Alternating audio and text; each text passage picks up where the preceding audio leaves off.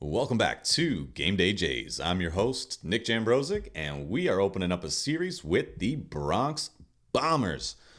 Starting off with Chris Bassitt. Man, best start of the year by far. 6.1 innings pitched, 4 hits, 1 run, 2 walks, 5 strikeouts for the big dog on a mound.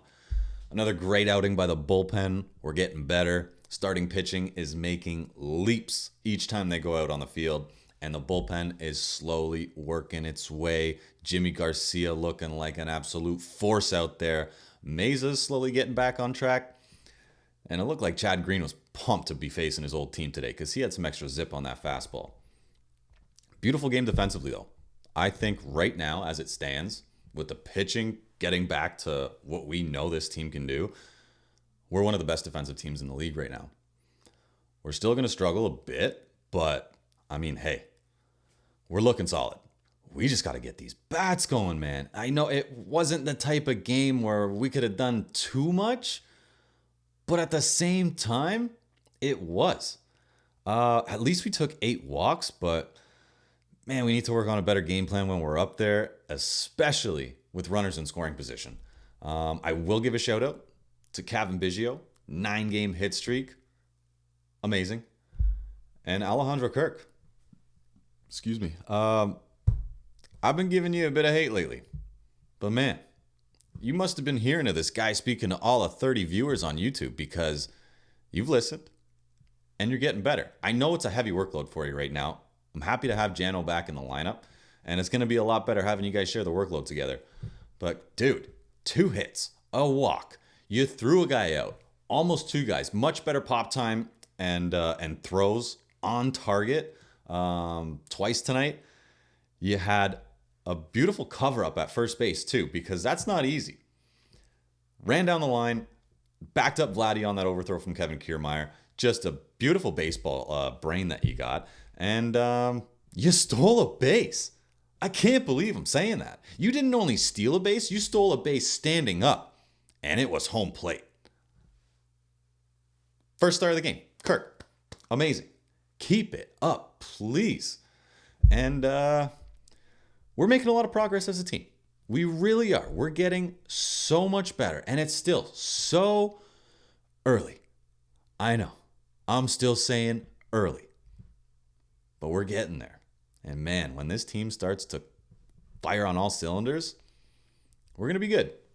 We are going to be really good and scary. A lot of teams are not going to want to face us because we will be grinding out baseball games. And it's going to be tough on their offenses to hit what we got coming at them on the mound. Let's start talking about the offense, though.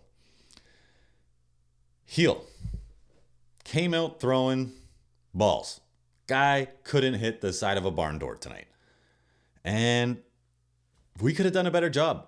I don't know why we kept that approach of if you see your pitch, swing at it. Because I'm sorry. A guy throwing like that tonight, through 2 innings, through 51 pitches, only half of them were strikes. I am not lifting my bat off the shoulder because even half of those strikes were us swinging at balls. We can't be doing that. Vladdy, second guy up to bat. Guy hasn't thrown a strike yet in the night.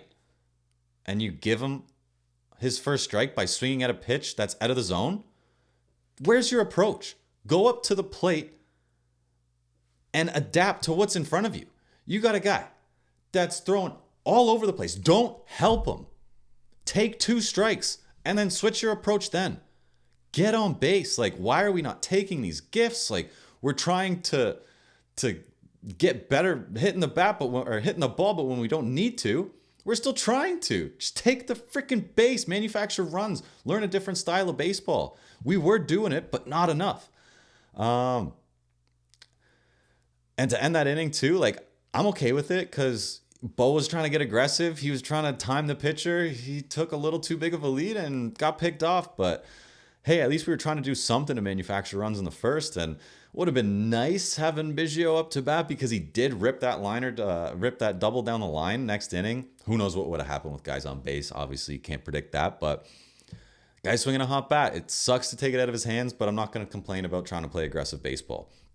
But again, bases loaded. And this time we weren't helping him. The umpire was helping him. What the hell's the umpire doing out there Anytime I played and anytime I've watched games, when pitchers can't locate their pitchers, you don't help them out.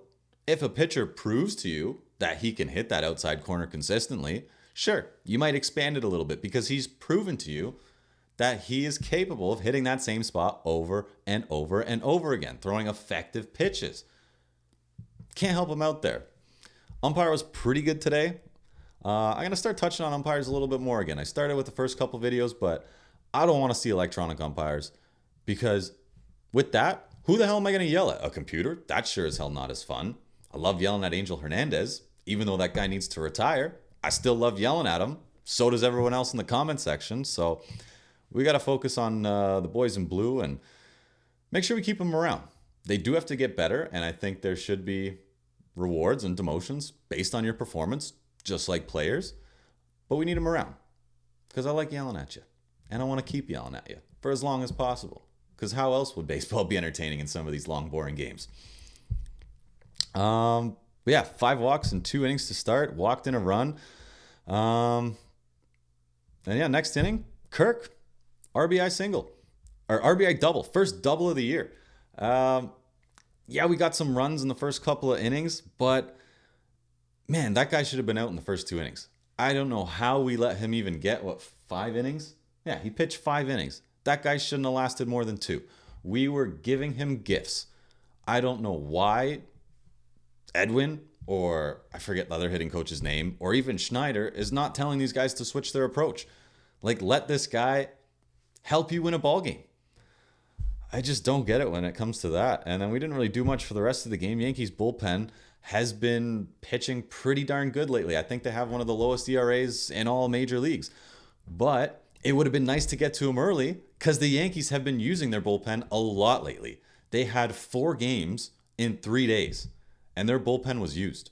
So if we got to their bullpen early tonight and got more arms out there, this series just got that much easier. I mean, we still did a good job facing 2 of their guys out of the pen. Would have been nice to see at least another 1 or 2 guys, but hopefully we can get to the pitcher early tomorrow night and keep these arms or get these arms out of the game early and get their bullpen tired, because that's one way we're going to be able to beat these guys. Talking about the bullpen, or let's talk about Bassitt next. Beautiful start. Absolutely beautiful start.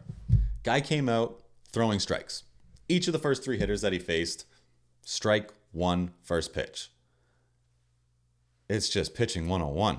Get ahead early. And he was doing that. He showed his command like he hasn't all year.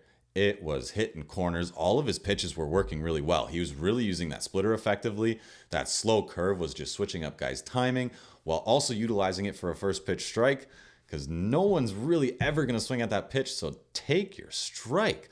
Yeah, he just looked really solid. And I will say, I loved his pitch selection for all 3 of Aaron Judge's at-bats. We kept him quiet tonight, especially that first at-bat. He was throwing him all kinds of funny-looking pitches, hitting the inside and outside corners, and then just froze him with a fastball. Like, his brain on the mound is something that has to be studied. Just like Joe Siddall said, we got to get in this guy. Like, the only way to beat him is to get in his head, but it's really impossible to do that. His arm looked a little more lively tonight. He was touching 95 with the fastball, just the 1 hit. And I mean, I can't blame him at all. He was throwing good pitches, and the Yankees are a good hitting team. They were taking advantage, and they were putting good swings on balls. Yeah, we kept them to 1 run tonight, and it was a really great performance by every single pitcher tonight. Bullpen too. Tim Meza, much better. I know you're only out there for 2 outs tonight, but from last game and this game, you're getting better. You're getting a little more life on your slider, as well as hitting some spots a little better. And you're getting a couple ticks up in velo too. You're getting back to that 93. I don't know if I saw 94 tonight, but it's getting better. So keep working at it. I want to see you get back to the old Tim.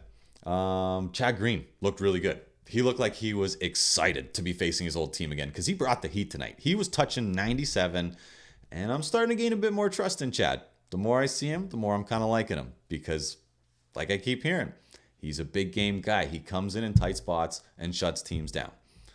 So Hopefully we get a whole season worth of that. And then Jimmy Garcia, man, he is probably one of the most effective pitchers in all of baseball right now. That guy is lights out anytime he comes up to the plate. He's attacking hitters. His movement just looks off the charts right now. And I don't think there's a more effective guy. So Jimmy, give Romano a run for his money. Even if you guys got to switch it up, I won't mind seeing Romano come in for the 8th inning. That's a hell of a 1-2 punch, and it's going to be exciting to see those two guys go back to back. Now, as far as our roster today, I know we didn't have Schneider and Clement in the lineup. I think those two guys are going to be utilized, or those guys are going to be in and out of the lineup more than others, which is good. I don't think that's a bad thing. I know Schneider's swinging a hot bat, but we can't expect him to do big things every at bat. And I mean, I can't wait to see him back in the lineup. But as far as right now, for any big game, this is my starting infield. I just think defensively and even offensively, this is the best we got. Cavan is playing incredible at second. He looks right at home. Him and Bo are just gelling together beautifully up the middle. IKF's glove at third base is spectacular. He's just a gamer. And even listening to the boys on Sportsnet talk about IKF, they interviewed Aaron Boone before the game and asked about him. And he had nothing but good things to say about him and said he just admires his character day in and day out. His attitude is the same. He brings the same energy to the ballpark every single day. And that's what this team needs. So he's been one of those guys that has surprised me a lot. When we picked him up, I'm like, okay, it's not bad. It's not great. But man, he's been impressing me a ton. They showed a nice stat on the board before the game. This homestand alone, in 5 starts, 400 average with 1,100 OPS. Keep it up. Keep it up. You are just a gamer. Where are we next? Danny Jansen, also back. Good to have him back. Most likely starting tomorrow behind the plate. And I think that's going to do wonders for Kirk because he's been catching a lot. But I do want to talk about Kirk a little bit. Because like I said, it's going to go hot and cold with a lot of players this year. I'm going to love him one day and hate him the next day. I've been picking on Kirk's at-bats a lot, which have been getting better. I think he's hearing me. But I don't talk about his defense enough. Because being a pitcher, my best friend, really, on any team was the catcher. That's the guy who I admired the most. As much as sometimes I might not have showed it, as much as they would have liked, they were my rock because even on a bad day, they made you look good. They put in the work day in and day out, and I really do feel that catchers are the hardest working players on any ball team. And I will give a shout out to Danny, not Jansen, Inglis, because you were my rock for so many years, and I watched you put in the work every day. So thank you to all the catchers out there because you make us pitchers, who a lot of you think are useless, make us look good. And Kirk is one of the best framers in the league. I've been really kind of keeping a closer eye on how he acts behind the plate. And his framing and blocking skills are really some of the top in the league. I got to give him credit for that. As much as he can't move around as fast as some of the other guys, he still does a beautiful job behind the plate. His baseball brain is on point. Like I talked about him covering that ball down the line. I know that's baseball 101, but it's easy to forget. He's just on it, and he really looked locked in today. He brought his best game, and it showed. And it's one thing, too, when you got a guy like Bassitt, you want that pitcher-catcher relationship. And I kind of liked how at the start of the game, Kirk was calling Bassitt's pitches for the first 2 innings. Bassitt has that much trust in a catcher who is a type of guy that calls every single pitch on his own, but he had that much trust in him to allow him to at least try it for a couple innings, and he was doing a pretty good job. Got a little carried away in the second inning. He was shaking off a lot of pitches. But Kirk, shout out again. Your defensive game is some of the best out there, and I don't appreciate that much. I don't appreciate that as much as I should. So shout out again to all the catchers out there. And if you haven't really paid attention, pay attention. Next game, watch how he works. Watch how he moves. It's really good. That's about it for tonight, though. We got to keep this positive progress going. And we got game 2 tomorrow night. We can make up a lot of ground. I'm telling you. 2 more wins. They're going to be tough 2 wins. But we got Kikuchi on the mound tomorrow, and hopefully a big bounce back game for Gosman on Wednesday. If we win those 2 games, I mean, we're 1 game back of the Yanks, who looked untouchable at the start of the year. This is going to be a tough AL East. We're going to have to grind. We're going to have to get used to this new baseball. But these Jays, I'm telling you, we're pulling it together. We're getting better. So tomorrow night, 7:07, Kikuchi versus Rodon. Let's get that dub. And it seems like a lot of the players that I'm talking about, I mentioned this the other episode, are hearing what I have to say. Whether it be subconsciously or somehow floating out there, or they're just, getting those vibes sent to them. Vladdy, please, take better approaches. I really think, this is one of my quirky ideas right now, we got to bring in F1 driving school, because those guys have some of the best reactions on the planet. We got to bring in some specific, just think out of the box. Let's bring in some specific F1 reaction drills to help them just stop thinking in the box and react to pitches. Guys letting fastballs run down the middle and swinging at sliders that didn't even start in the zone. Once he figures out just something in his head to just change his approach and mentality at the plate, he's going to be so scary. I see Edwin talking to him so much in the dugout. I don't know if that's a good thing or a bad thing, because on one side, he needs all the help he can get. And on the other side, too much information is sometimes not a good thing. So please, Vladdy, let's get it going. It's been 2 years now, bud. 2 years since you really had a hot season. I know your numbers are still great over the last couple of years. You're still driving a lot of guys. But man, I just want to see you hit the ball hard consistently, because you are a force to be reckoned with. And this league has lost faith in you, but I haven't. Get it done. Tomorrow, 7:07. Be there. We'll see you after the game. Thank you again for watching. Like I said, if you enjoy the content, please like, comment, and subscribe. I want to hear from you. I've only had 1 comment on these videos. Someone messaged me. I want to answer your question. I'm Game Day Jays on Instagram as well. If you want to have me answer one of your questions on the show, send me a video. Send me just a text message. Send me anything. Let's get this going. Let's have some fun. Let's build this community. And we'll see you guys tomorrow. Thanks again for watching. Have a great rest of your night.